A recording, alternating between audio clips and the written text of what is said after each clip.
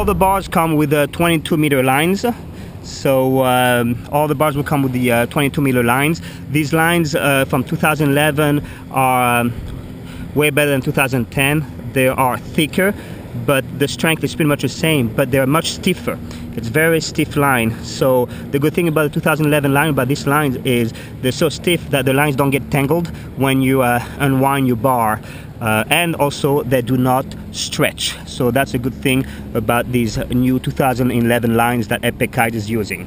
Now, if you want to depower the kite, right now this is the perfect setting that the kite comes, the bar comes in the bag with. This is the perfect setting. But let's say you want to depower the kite and you don't want to use the depower strap.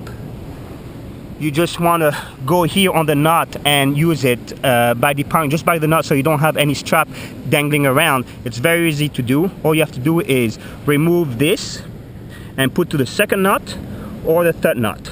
This will be less power and much less power. Of course, do it here. Same thing, remove to second, so they're the same, or here. And that by moving those two here, it will depower the kite. So if it's blowing out there and you're on your 12 and the wind has picked up and you have only one kite and you still want the kite, but you don't want to have that depower stripe, which is all the way there dangling in your face, just land the kite and move those lines to the second or third knot, and that will depower the kite. So if you feel like depowering the kite, those are the only two lines you want to move to depower the kite. Now, if you need more power, this is actually exactly the perfect power you need. But if you want more power, what you need to do is, a lot of people like to kite with the bar when they're hooked in. They don't like unhooking, but they like to have the bar close to their chicken loop. So they might want a little bit more power. So what they do is, they might want to move this knot all the way to here. And do the same thing on this side and move this to the second knot. By doing this, it will increase the power.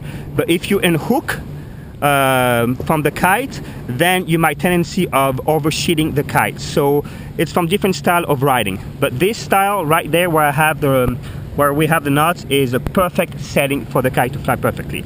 Now, if you want to have more power and you have long arms and you need it to, you don't unhook, you're always hooked in, then move this knot, these lines to the second knot, and that will increase a little bit more power for your kite. But it will also make the kite stall sometimes in light wind. These are the lines that are attached to the kite. They're 22-meter lines, and as you can see, they are color coordinated. Red goes on red, blue goes on blue, and these are the brake line. Very strong lines.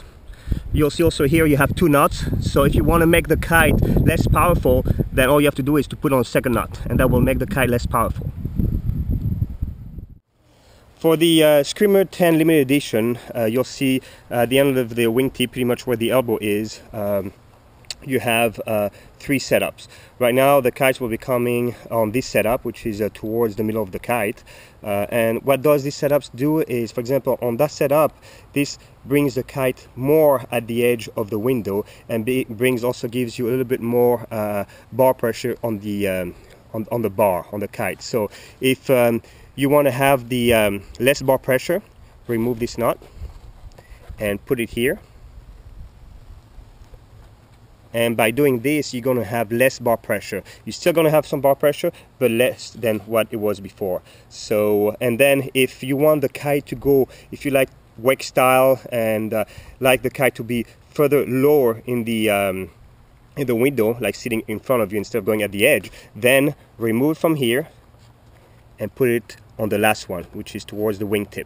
By doing this and having this set up, this will bring the kite further down in the window, so you don't have the kite all the way up at the edge of the window. And by doing this, the kite sits further down and you're able to do your wake style tricks, but you won't be going as good upwind as you do if you put it here or here. So those are the different setups, and of course if you change it here, you have to change on the other side.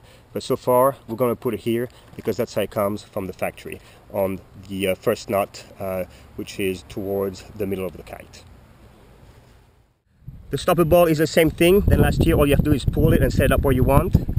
Less and more, very easy to adjust. If you need to make the bar longer, all you have to do is remove this neoprene, and there's extra knot, extra line, so you can actually make it shorter or longer.